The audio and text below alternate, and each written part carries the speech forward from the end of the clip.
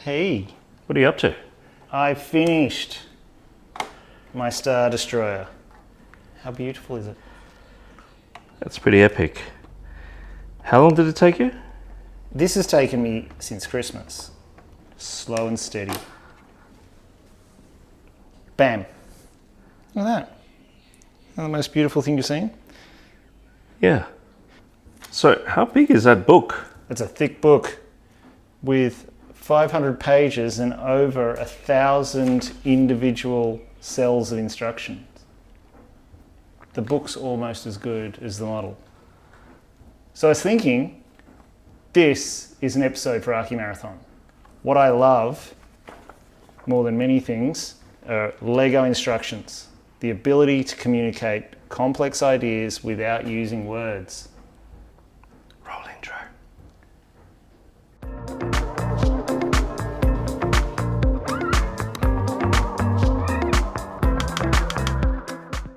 It is important for people with English as a second language or communicating in a language that's not their native language to be able to do that. I think a lot of overseas students, especially in Australia, they struggle.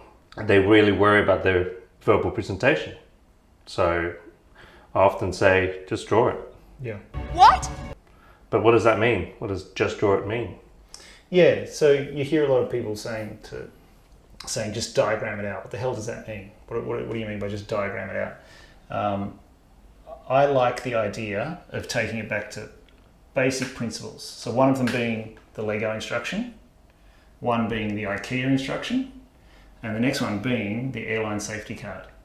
Yeah, because they're designed, there's no language in there, is it? It's just all graphic. They're designed for people who can't speak English or whatever language, really. It's languageless.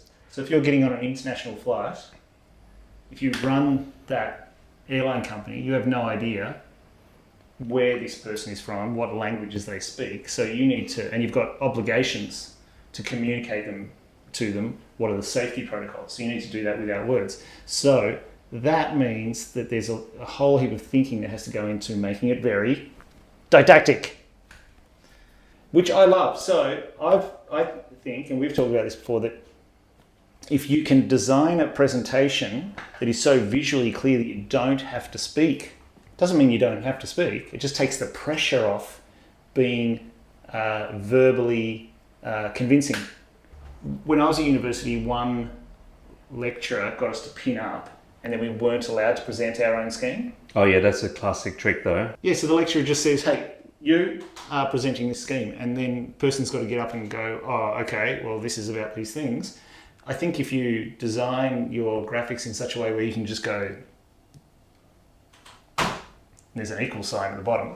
Verbal presentation, I find students actually often shoot themselves in the foot. Yep. They do all this stuff and then they still use the same language as they started, say, I wanted to do all this stuff, but the project has moved on. The project has become something else. But they're still holding on those same values. The values are there, but the execution is no longer there. And they forget to change what they say.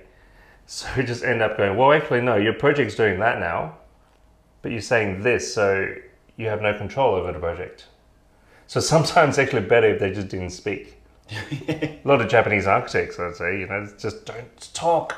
Yeah, I think that's actually, it's a generalization, but there's been a few lectures I've been in, people that I've been a fan of for ages. And as soon as they start talking about the work, you realise, oh, this is mainly intuitive, their response to it, and they can't articulate the beauty. And they're trying to justify it in some kind of intellectual way. It's just like, just shut up, just don't talk. Yeah. Let's start with Lego. Like any rational human being, I love Star Wars Lego. Lego in general. Lego in general, but then you get Lego and you get Star Wars.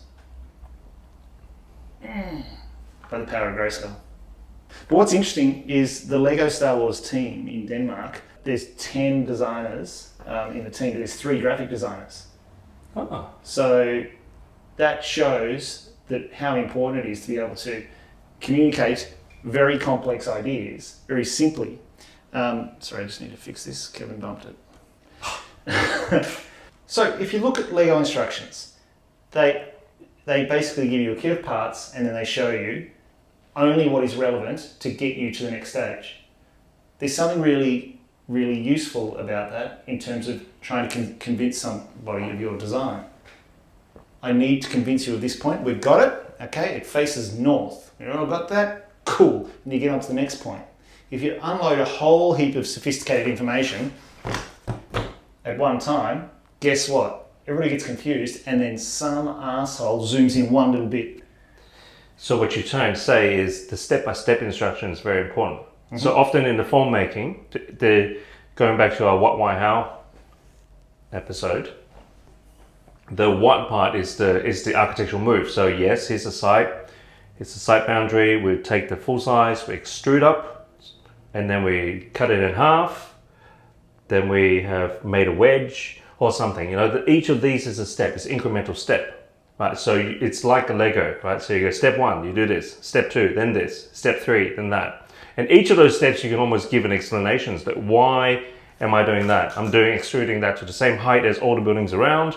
I'm splitting it because I need it to programmatically into 2 parts. I'm making a wedge open because it's an entry into the space or whatever. Yeah, you know what I'm saying. So this incremental step-by-step thing is quite clever and it's quite important instead of just one single graphic they're trying to explain it all. Absolutely. And then you think about then the layers of information under that, you know, simple little gestures to show turn it upside down. So those particular parts you need to turn it upside down and put it on there. And what's really interesting about this, which is a predominantly grey model, is the inside of it is incredibly colourful. Oh. So that means that the graphic designers have not just thought about the graphics that they're producing, but it's informed the design, the process of the making. That's right. So when you've got it upside down, you know that you're creating these really big pieces. It is much easier to locate the next piece if it's associated with another colour. It's not all just blurred together. So, you know, this 4x2 black piece, I know it's on top of the beige bit. So that kind of thinking in some ways is more than just a design presentation, a sort of a graphics first step, hey, these are the big moves thing. I mean, that is literally a contract documentation, really. This is a set of instructions on how to do something. It's one of the biggest lessons is design never stops. So these people that come out of uni just say, I just want to do the design and then go down the pipeline. It never stops. And that not only includes designing the building, but at the end of the day, as we've said before, we don't build anything. We put together a set of instructions. So again, somebody like Mark Austin, working the back end of AMA, is designing documentation to make sure that it's efficient to build, but also really efficient to price. That takes creative design, strategic, critical thinking. As mundane as the whole idea of drafting, of documentation, it is also a design process. But that's the thing, it's not mundane. If it's mundane, then you're not thinking about it critically because there are key moves that need to be made. The document is all about strategy, just like this document is.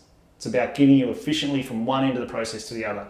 And if you're treating it as a mundane, you know, putting black line on white paper, that just means that you're not designing the process further down the track.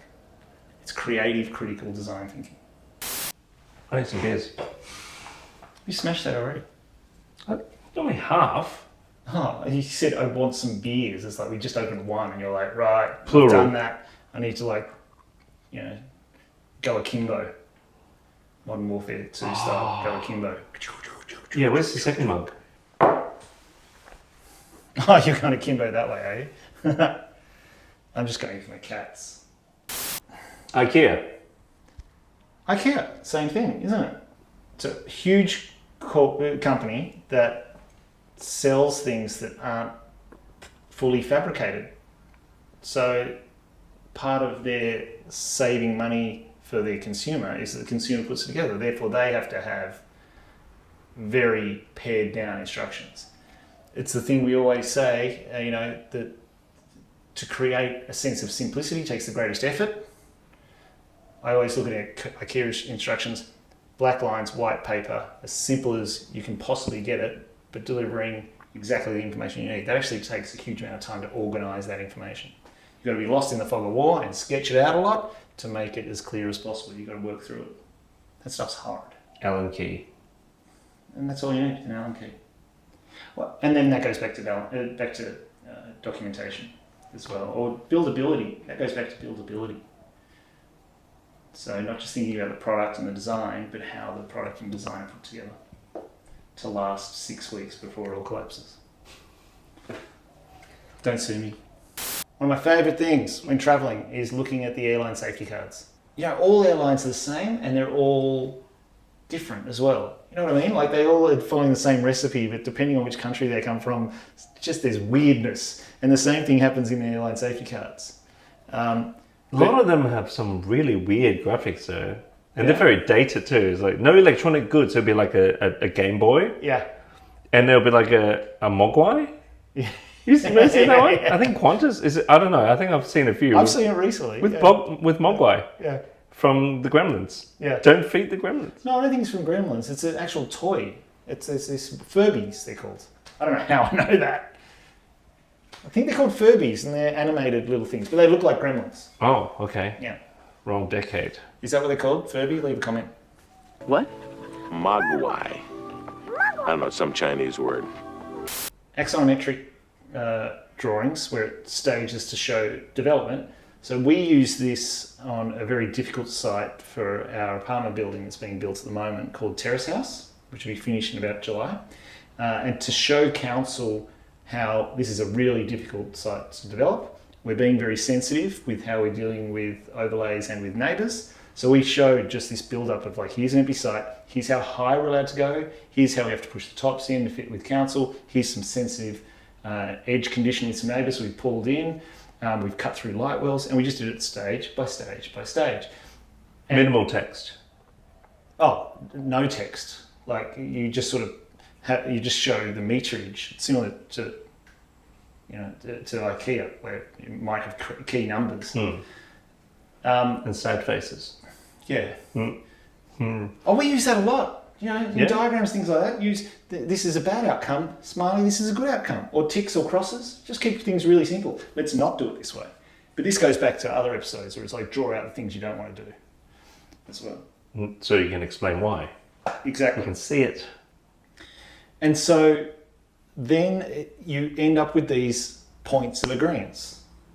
So do we agree that's the maximum height? Yes, we do agree that's the maximum height. Do we agree this is setback? So as you go along, it's just tick box. And when you're dealing with something like bureaucracies, you definitely want to treat it like a tick box because that's how planners work. But also it makes it easy for people like clients, the people funding it. Instead of just going, this is a lot of information and it's going to cost me a lot, is to go, do you agree this is true? Yes, we do. Makes it so easy for them to consume. So Tattoo House, you had a graphic of this is what the client wanted, 2 stories, view out, and then you had another diagram that says this is what the council wanted, 2 stories but upstairs completely blocked off, and it's like what we come up with. So it had this kind of tree decal, and it's like there's a percentage of visibility, so it's screened but kind of win-win for everyone. And here's a building with a tree decal. It's a lot of thinking about that communication. Well, again, it goes to critical thinking, design thinking. We had to design the way that we communicated with council and neighbours to ensure that we made the planning process as smooth as possible, so it didn't turn into a mushroom cloud. Predicting human behaviour. Where am I going to have an argument in the future, and how do we mitigate risk of people acting emotionally or that the bureaucracy doesn't understand what you're trying to achieve? And you do that by cutting it down into little, bite-sized, yummy, scrummy pieces. The very act of communication is also part of design, though. It's not just for convincing people. The very act of even trying to simplify, to communicate, often feeds back into the design itself. It's good for your own thinking. You think you understand what you're doing until you try to draw it simply. Or to clarify it. Yeah. And to communicate it. So, and I've seen you do this, and it terrifies students. But it's like, stop speaking, draw it, use a pen. And they're like, oh, but hang on, this drawing took me an hour. Yeah, but draw the diagram. What are the key moves? It's terrifying, but once you force people to do that, actually draw it, it's the moment they really start to clarify what they're doing. Lego, IKEA, airline safety cards. Are there any other brilliant examples of really clear graphical communication that avoids language? Leave a comment. I want to know. As always, there's all that other stuff like comment, subscribe, and Patreon, and Discord, and all Discord. that. And it's going off on Discord. Is there now a room that just says say nasty things about Andrew? Yeah, we just have an Andrew hate room. Andrew hate room. Don't let my mum know that's there. She'll be like, "Oh, you should have seen him when he was 4 years old." And, yeah, I've always hated that kid. We have hydration channel. Oh, really? Oh yeah, a lot of hydration tips. Good. So go to Discord so you can learn all these other important things from your peers. What are these? Ping pong Here's balls. ping pong balls. So we're also going to start a Pornhub channel, and Kevin and 3 ping pongs. So get on Pornhub, put Archimarathon, Kevin and the 3 ping pong balls.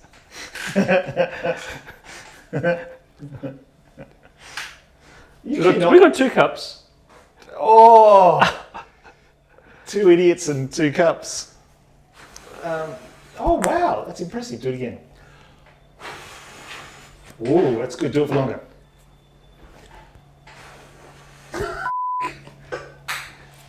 He's got no stamina. As always, adios. Go on, do it. Crush. I'll crush it sideways. I'm not going to do it that way.